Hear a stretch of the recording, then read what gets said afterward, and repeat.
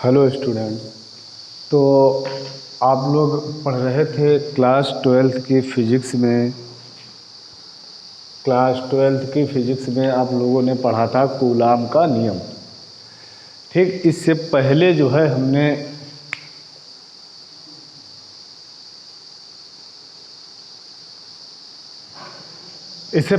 जो आपको बताया था आवेश के बारे में कुछ जानकारी दी थी। फिलहाल पूरी जानकारी हमने आवेश के बारे में नहीं दी थी। आगे जब हम लोग क्वेश्चन करते रहेंगे तो उस आवेश के बारे में हम और भी जानकारी आपको देंगे। ठीक, फिलहाल बात जो चल रही थी हमारे कूलाम के नियम पर बात चल रही थी। तो भाई क्या था कूलाम का नियम? कूलाम का नियम, ठीक। तो देखिए यहाँ पर बताया जा रहा था कि भाई फ्रांस के वैज्ञानिक थे कूलाम। ठीक, कहाँ के थे वैज्ञानिक? फ्रांस के थे। उन्होंने जो है 1785 ईस्वी में अपना एक नियम प्रस्तुत किया था आवेशों के बीच लगने वाले बल का। ठीक, आवेशों के बीच लगने वाले बल का, और उस बल को हम लोग कहते हैं कौन सा बल? वैद्युत बल।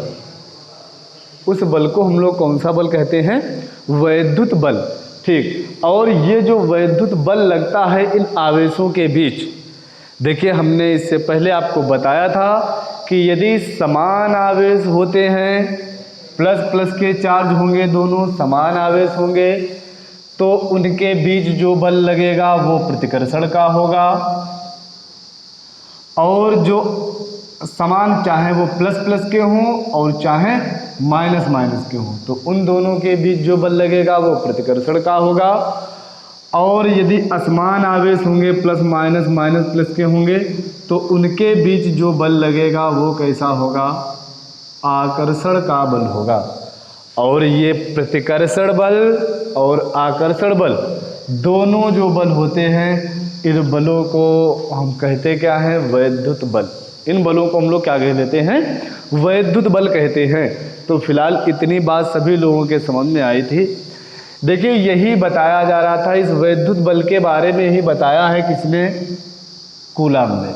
ठीक, कूलाम ने इन वैद्युत बल के बारे में बताया था। क्या बताया था? अब जरा बात समझ लेंगे आकर के। और हाँ, ये जरा बात अभी आपको समझ में आई है कि ये आवेशों के बीच, चाहे देखिए अभी हमने यहाँ कहा था कि चाहे समान आवेश हो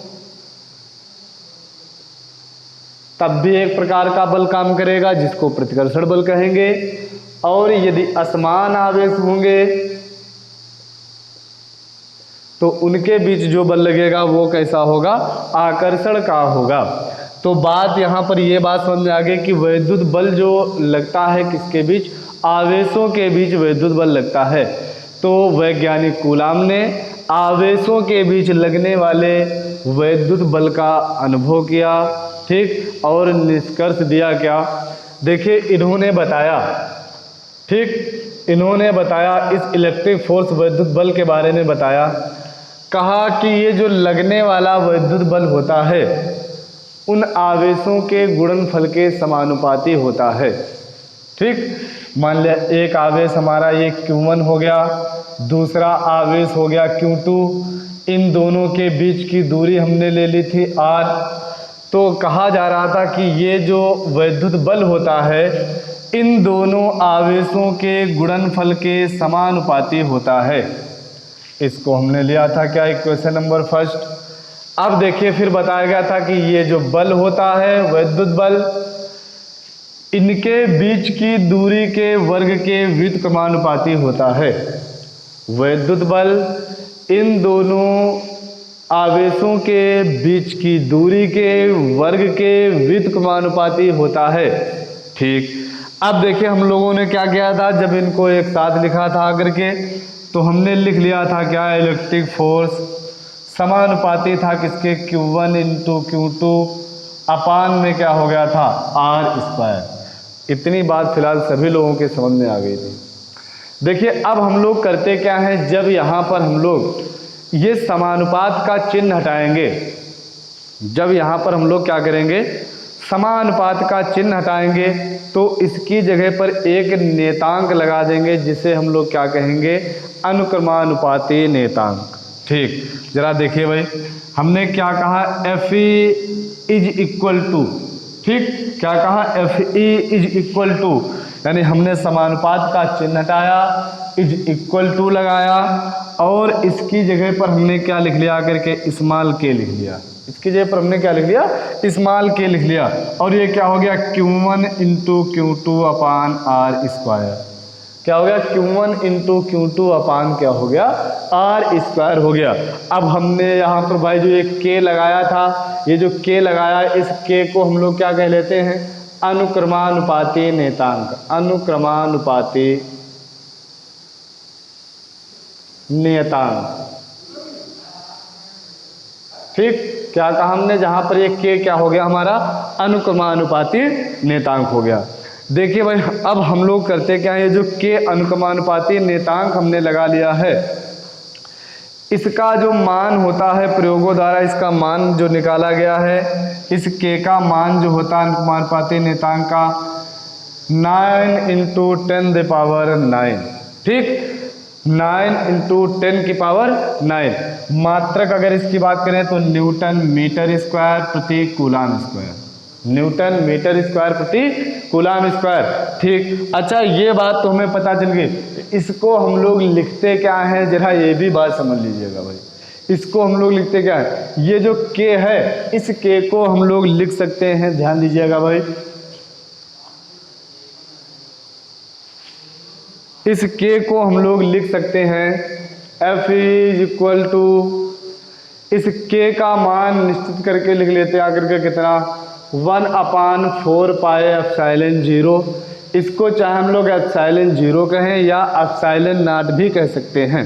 ठीक, हम F is equal to 1/4 pi epsilon not, और बाकी आगे हमारा जो चल रहा था क्या, Q1 into Q2 upon R square. ये क्या हो गया, 1/4 pi epsilon not Q1 into Q2 upon R square. ठीक, देखिए अब ये बात यहाँ पर आ रही क्या, ये जो है ये कंडीशन किसके लिए आई, जब दोनों आवेश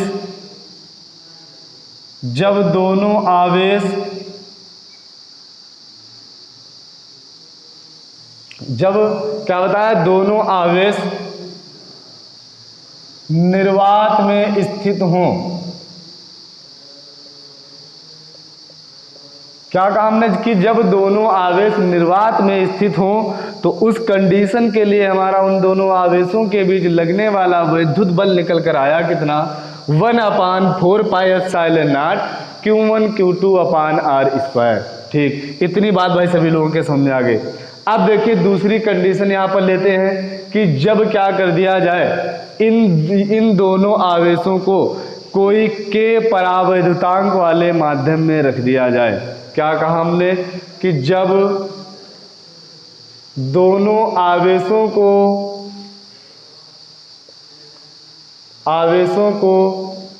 कैपिटल के, यहाँ पर हम लोग जो अनुक्रमानुपाती नेतांक ले रहे थे वो था हमारा स्मॉल के, और यहाँ पर हमने जो ले लिया करके परावैद्युतांक, उसको हमने किससे लिख दिया, कैपिटल के से। कहा कि जब दोनों आवेशों को K परावैद्युतांक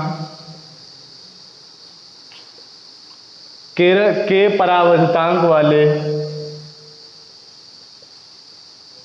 माध्यम में रख दिया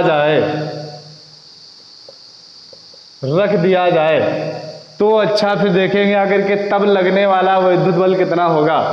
तब विद्युत बल F is equal to 1/4 pi epsilon not, और इसके साथ वही जो K परावैद्युतांक वाला माध्यम। अब K की वैल्यू फिक्स तो है नहीं भाई, K की वैल्यू फिक्स तो है नहीं, उसका मान किस माध्यम में रखा गया, अलग अलग माध्यमों में इसका मान अलग अलग होगा करके।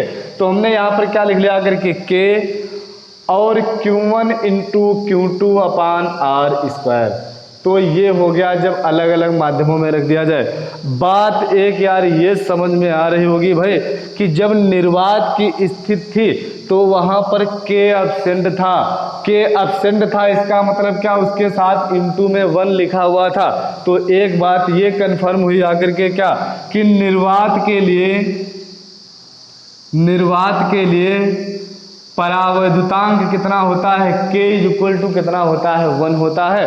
और बाकी अलग अलग माध्यमों में इसका मान अलग अलग होता है। फिर वो आगे जब आपको क्वेश्चन कराएंगे, क्वेश्चन में आएगा कि किस माध्यम में रखा जा रहा है, वहाँ पर हम लोग मान भी बताते रहेंगे किस माध्यम के लिए कितना मान होता है।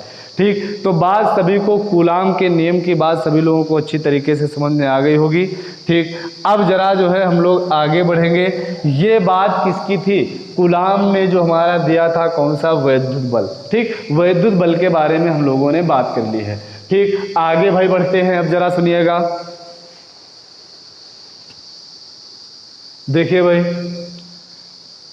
अभी हम लोग आगे इस जो कूलाम के नियम का सदिश रूप भी पढ़ेंगे, लेकिन उससे पहले जरा और भी पढ़ लेते हैं। देखिए, ये बात जो हो गई वैद्युत बल की हो गई जो आपने पढ़ी, और इससे पहले आप वैद्युत बल के बारे में तो नहीं, लेकिन गुरुत्वाकर्षण बल के बारे में तो पढ़ चुके हैं। ठीक, जरा देखते हैं भाई, ध्यान दीजिएगा।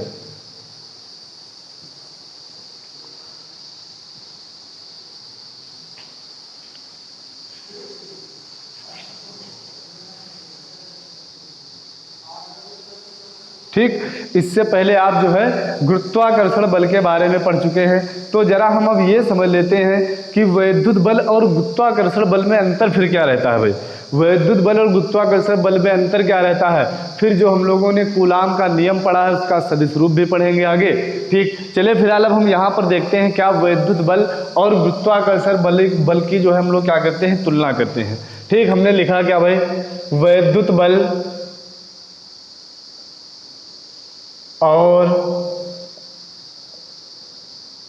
गुरुत्वाकर्षण बल की तुलना। ठीक भाई, अब बात समझिएगा हमारी, वैद्युत बल और गुरुत्वाकर्षण बल की तुलना।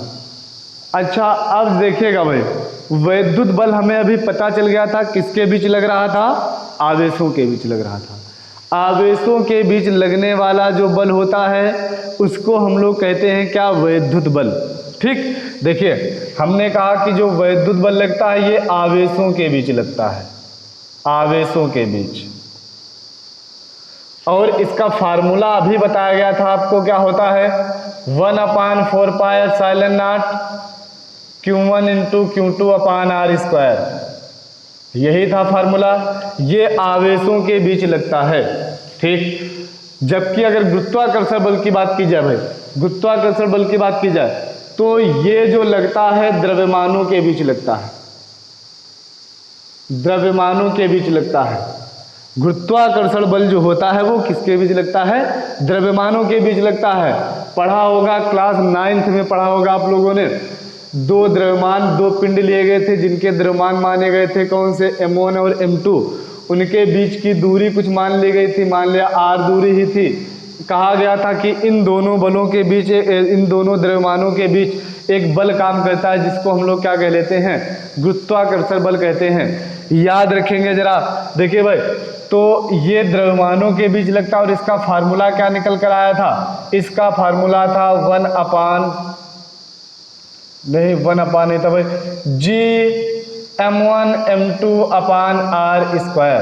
ठीक, क्या था, Gm1m2/r²। जहां पर ये G क्या था, G था गुरुत्वाकर्षण नियतांक,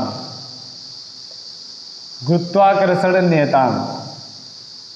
m1 m2 तो पता है द्रव्यमान हो गए, ठीक, और r हमें पता है उन दोनों पिंडों के, दोनों द्रव्यमानों के बीच की दूरी हो गई। ठीक, यहाँ पर भी हमें बात पता है कौन सी चीज क्या है। तो अच्छा, अब बात आ गई थी, देखिए ये वैद्युत बल का फार्मूला ये होता है और गुरुत्वाकर्षण बल का फार्मूला ये होता है। बात एक हमें अंतर पता चल गया क्या, कि वैद्युत बल जो होता है आवेशों के बीच लगता है, जबकि जो गुरुत्वाकर्षण बल होता है वो किसके बीच लगता है, द्रव्यमानों के बीच लगता है। अभी आपने एक पॉइंट और भी पढ़ा था कि जो हमारा वैद्युत बल होता है, जो वैद्युत बल होता है वो आकर्षण का भी होता है और प्रतिकर्षण का भी होता है। यानी हम कहेंगे कि वैद्युत बल आकर्षण एवं प्रतिकर्षण दोनों प्रकार का होता है। वैद्युत बल आकर्षण एवं प्रतिकर्षण दोनों प्रकार का होता है, जबकि गुरुत्वाकर्षण बल सिर्फ कैसा होता है, आकर्षण बल होता है। गुरुत्वाकर्षण बल कैसा होता है, सिर्फ आकर्षण का बल होता है। ठीक पढ़ा होगा कि पृथ्वी जो होती है गुरुत्वाकर्षण बल लगा देती है, जिस कारण कोई भी जो होता है, कोई भी अगर सेब के पेड़ से सेब गिरता है नीचे आता है, आम गिरता है नीचे आता है। आकर्षण का मतलब होता है अपनी तरफ खींचना, यानी सभी चीज को अपनी तरफ खींचा करती है। और प्रतिकर्षण का मतलब क्या होता है, दूर भगाना। क्या कभी देखा है कि आम पेड़ से टूटने के बाद ऊपर चला गया हो? नहीं हुआ ना ऐसा, क्योंकि आकर्षण का बल जो होता है वो अपनी तरफ खींचने वाला बल होता है, और सभी चीज पृथ्वी पर नीचे ही आती है। तो हम लोग क्या कहते हैं कि जो ये द्रव्यमानों के बीच जो बल लगता है, ये सिर्फ कैसा होता है, आकर्षण का बल होता है। जबकि जो आवेशों के बीच जो लगने वाला बल था वो आकर्षण का भी होता है, और कैसा होता है, प्रतिकर्षण का भी होता है। ठीक, इतनी बात सभी लोगों के समझ में आ गई होगी। दूसरी बात जरा एक और समझ लेंगे आकर के, कि जो वैद्युत बल होता है, ये गुरुत्वाकर्षण बल से अधिक शक्तिशाली होता है। क्या कहा हमने कि वैद्युत बल जो होता है गुरुत्वाकर्षण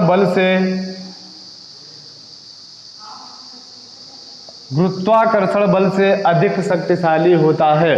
ठीक, यानी ये बल ज्यादा होता है और गुरुत्वाकर्षण बल कमजोर होता है भाई। ठीक, जैसे अगर एग्जाम्पल के रूप में बात कर ली जाए, तो दो प्रोटॉनों के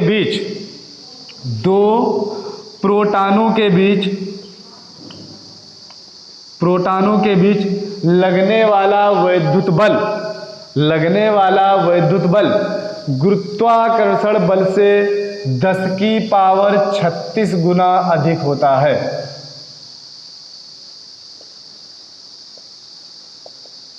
दस की पावर 36 गुना अधिक होता है। जबकि दो इलेक्ट्रॉनों के बीच लगने वाला वैद्युत बल गुरुत्वाकर्षण बल से 10 की पावर 43 गुना अधिक होता है। तो बात हमें देखिए पता चल गई क्या, वैद्युत बल आवेशों के बीच लगता है, जबकि गुरुत्वाकर्षण बल द्रव्यमानों के बीच लगता है। आवेश दो प्रकार के होते हैं, धनावेश और ऋणावेश। जब आवेश दो प्रकार के होते हैं तो आवेशों की इस प्रकृति से हमें यह भी पता चलता है कि लगने वाला जो वैद्युत बल होता है वो भी दो प्रकार का होता है। कौन कौन सा? आकर्षण बल एवं प्रतिकर्षण बल। जबकि द्रव्यमान सिर्फ एक ही प्रकार का होता है। भाई अगर कोई पिंड है तो हम ये कहेंगे कि इसका द्रव्यमान इतने ग्राम है, इतने किलोग्राम है, इतने कुंतल है। अच्छा, ये तो नहीं कहेंगे कि माइनस का 5 किलोग्राम है। तो आवेश तो ऋणात्मक होता है, परंतु द्रव्यमान कभी ऋणात्मक नहीं होता है। द्रव्यमान सदैव कैसा होता है? धनात्मक होता है। जब द्रव्यमान की एक प्रकृति होती है तो हम लोग ये भी कहते हैं कि इनके बीच लगने वाला जो बल होता है उसकी भी एक प्रकृति होती है, कैसी? आकर्षण की होती है। ठीक, तीसरा पॉइंट हमने देखा कि जो वैद्युत बल होता है वो गुरुत्वाकर्षण बल से अधिक होता है। जैसे एग्जाम्पल के लिए क्या बताया गया कि दो प्रोटॉनों के बीच लगने वाला वैद्युत बल गुरुत्वाकर्षण बल से 10 की पावर 36 गुना अधिक होता है, जबकि दो इलेक्ट्रॉनों के बीच लगने वाला वैद्युत बल गुरुत्वाकर्षण बल से 10 की पावर 43 गुना अधिक होता है। इतनी बात भाई सभी लोगों के समझ में आ रही होगी। आगे जो है हम बात करेंगे कूलाम के नियम का सदिश रूप। फिलहाल इस लेक्चर में इतना ही रहेगा, अब आगे मिलते हैं।